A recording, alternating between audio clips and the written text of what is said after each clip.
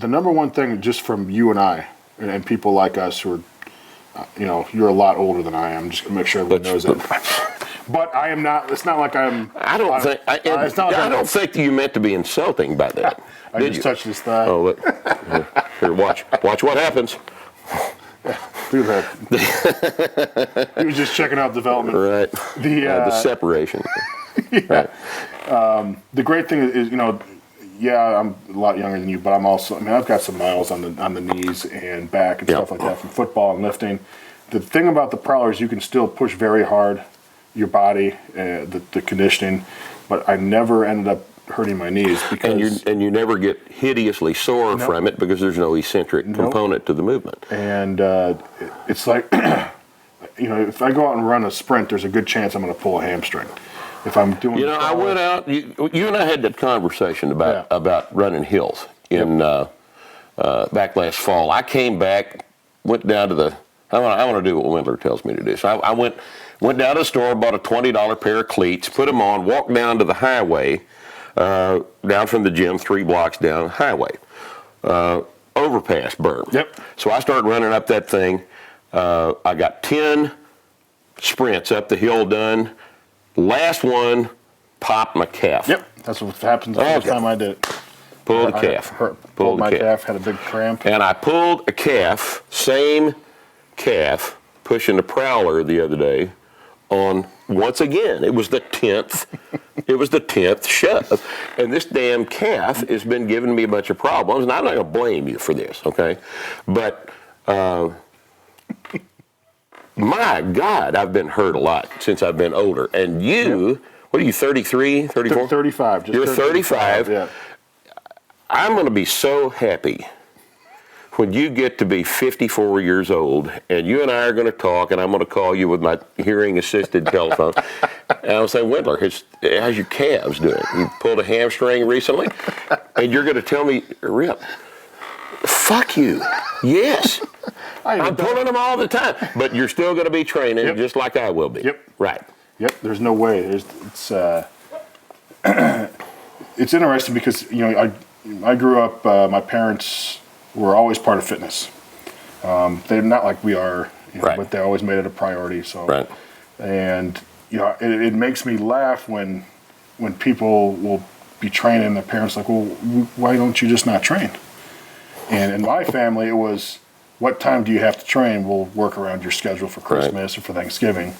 And I can't imagine being, not doing something. Right. And I'm not talking going. Well, you just were raised with it. My dad always wanted to know what the hell I was going to do with going down to the gym to lift weights, because to him, it was a waste of time. It was a complete waste of time. It didn't accomplish anything. Money wasn't made lifting weights, and he didn't understand. And he was born in the 1920s, and 1920s when he was born. He was in World War II, and he was. I found an interesting this little side note here. Daddy died, and my aunt, several years later, gave me some letters that he had written her from Europe in World War II. And it turns out that my father had stayed with a guy in England that was, at the time, a weightlifter, had barbells, kettlebells, and Indian clubs. And the letter was from this guy who had hosted my father in his house in World War II, and was bragging to my aunt, to whom he was writing a letter, at how good my dad was at lifting weights. And the old bastard never said a word about it to me. Not one word. This whole time did he ever mention this to me. It's crazy. But people didn't talk, People didn't talk. So your parents are from a different generation. That's good. That's good that they had enough sense to back you up on a situation like that. A lot of people don't. Yeah, what was interesting is the I wrote a post on a Q&A. Someone, because my friend and I, we're going to go out to Vegas this year on our choppers. And everyone's like, you got to get a Road King if you're going to go. It's like, no, you don't. And he always teases me about getting mics. And the thing is, I rode my kickstart shovel head out there. But you're supposed to do that, right? Back in the You're supposed early to do 90s. that. You've earned the right not to do that, but I haven't. Okay. So, what it's interesting is I'm so glad I stopped listening to people at some point in my life, because I would have never been an English major, which I was. I would have stopped lifting weights. I would have stopped playing music. I would have done everything by the book. And everything I've done up until now has led to me where I am today. The music, the writing, obviously writing books, and the Q&A, the lifting weights and stuff like that. So every time I hear someone tell me something to do, I'm like, yeah. Now I've got some different ideas about that. I might as well stay on track. This is probably the only interview you're going to do this year that doesn't want to talk about your book. We're not going to talk about my book either. You guys can hear about that everywhere else. Yes. We're going to talk about stuff that's fun. Tell me about playing the drums. Tell me about, you and I had a pretty good conversation back in the fall about this. I don't know that a lot of guys know this, but you're a pretty competent drummer. Well, I would say this. I would, first of all, it still blows my mind that, was it North Texas? Yeah. Is the jazz school. University of North Texas was North Texas State University, is the premier jazz program in the country. I tell people that all the time, because I'm like, man, I was talking to Rip, and they talk about that, and they look at me like I'm an idiot. But I'm used to that look. Get on, you guys that don't understand this, get on Amazon and look up 1 O'Clock Lab, 1 O'Clock Lab Band. And what you'll find is that there are several Grammy-winning Jazz Album of the Year albums that were recorded by the 1 O'Clock Lab Band down in Denton. And that program has turned out thousands of extremely famous people in jazz and working music. And you've got it's a fantastic program. It's pretty amazing that fantastic program that it's all right there, and you never would have known it's right up in Denton. You could drive through Denton and still not know it, because for some weird reason these guys don't get out and play in the bars on the weekend. Really? I never have understood that, but the program itself at Denton is amazing. A buddy of mine was in school down there in that program for a while, and he's the one that, interesting stories. That got to sit in and then did he get booted? Yeah, got to sit in. Just so y'all hear the story that he's sitting at. You're in the 1 O'Clock Lab Band.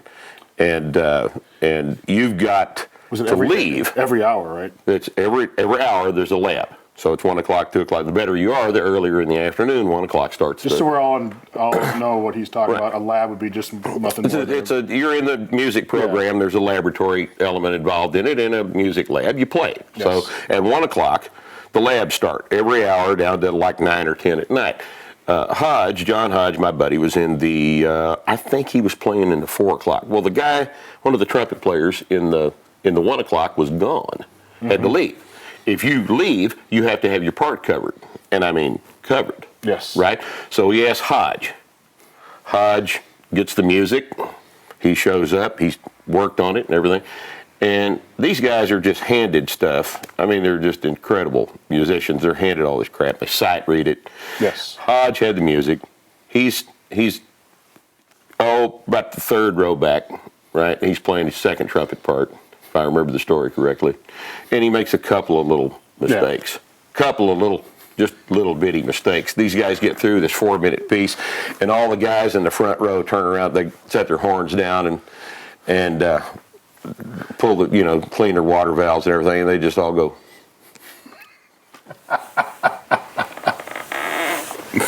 They just turned around and looked at it, and that's just a funny story. Did he get booted? No, they let him finish. They let him finish the deal, but it's a funny story. One of my favorite stories he tells.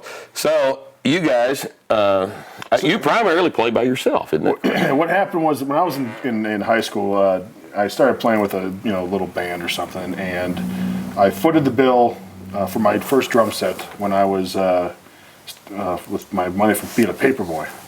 I did that every morning for a number of years.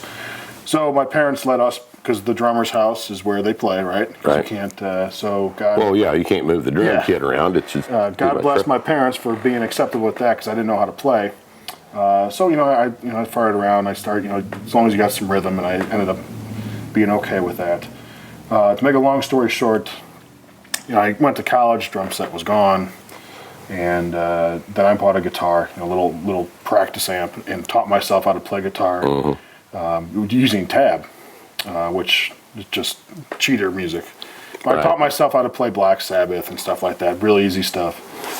Fast forward to now.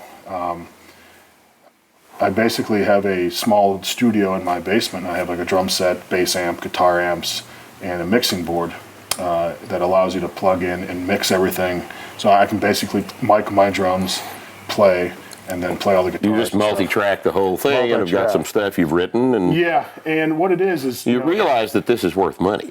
Yeah, but to a certain very small let's all be clear. Segment of the market. Let's all be clear what I'm playing. If it's not jazz and it's not heavy metal like your parents, you know, Black Sabbathy kind of stuff. It's really down-tuned and heavy. And in reality, this was more of a release for me.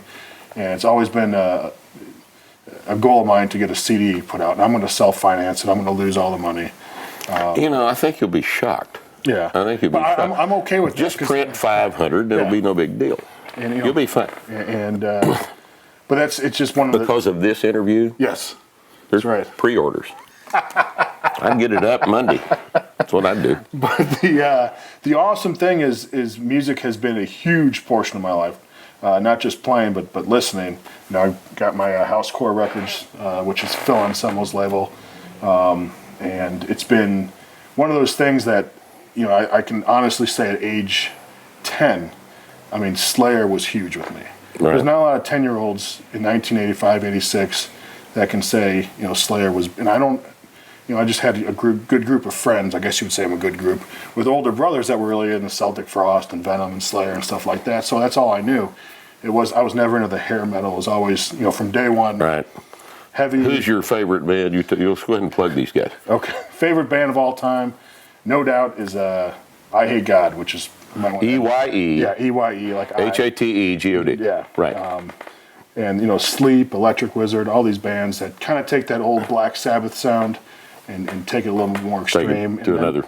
Yeah. And another level. I just got a CD in today from Amazon. Tower of Power. Yeah. That's how.